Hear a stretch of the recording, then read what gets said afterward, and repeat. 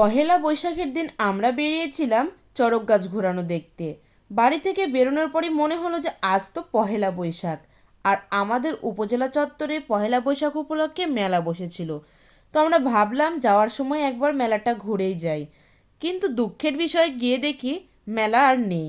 তখন আমাদের মনে হলো মেলা নেই তো কি হয়েছে, আমাদের উপজেলা চত্বরেই বেশ সুন্দর একটি শিশু পার্ক আছে, আর আমাদের সাথে যখন দুজন বাচ্চা আছে তাহলে একটু শিশু পার্ক থেকে ঘুরেই যাই।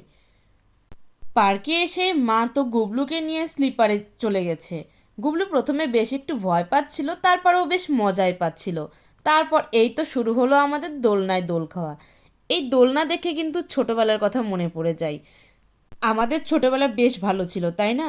কিন্তু যতই বড় হচ্ছি পৃথিবী ততই জটিল হচ্ছে। প্রথমে তো দোলনার আমরা সিরিয়ালই পাচ্ছিলাম না, তারপর পিচ্চিদেরকে ম্যানেজ করে একটু দোল খাওয়া আমিও শুরু করলাম। এই তো হাসুর মায়ের সাথে দোল খাওয়া শুরু করে দিয়েছে।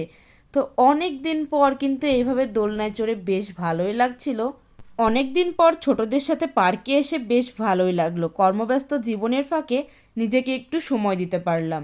তারপর আমরা চড়ক গাছ দেখানোর জন্য বের হয়ে পড়লাম। তো বন্ধুরা, আজকের ভিডিওটি এই পর্যন্তই। ভিডিওটি কেমন লাগলো অবশ্যই কমেন্টে জানাবেন, আর যদি ভিডিওটি ভালো লেগে থাকে তাহলে প্লিজ চ্যানেলটি সাবস্ক্রাইব করে দিবেন। সবাই ভালো থাকবেন, সুস্থ থাকবেন। দেখা হচ্ছে নেক্সট ভিডিওতে।